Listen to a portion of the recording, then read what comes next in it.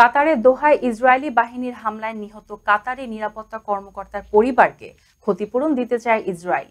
কান public broadcaster জানায়, ইসরায়েলের প্রধানমন্ত্রী বেনিয়ামিন নেতানিয়াহু কাতারের কাছে ক্ষমা চাওয়ার পর এই তথ্য প্রকাশ্যে আসে। তবে ক্ষতিপূরণের প্রস্তাব কখন দেওয়া হয়েছে তা এখনো স্পষ্ট নয়।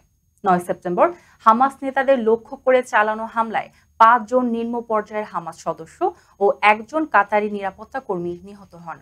হামাসের শীর্ষ নেতারা অক্ষত থাকলেও এই ঘটনাটি আরব দেশগুলোকে ক্ষুব্ধ করে তোলে।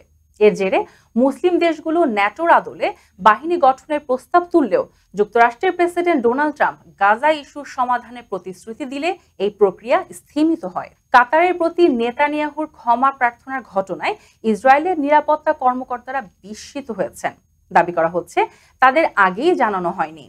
প্রতিবেদনে উল্লেখ করা হয়, ক্ষতিপূরণ প্রদানের নজির এর আগেও রয়েছে। ২০১৬ সালে তুরস্কের সঙ্গে সম্পর্ক পুনর্স্থাপনে তেল আবিব $20 মিলিয়ন ক্ষতিপূরণ দিয়েছিলেন।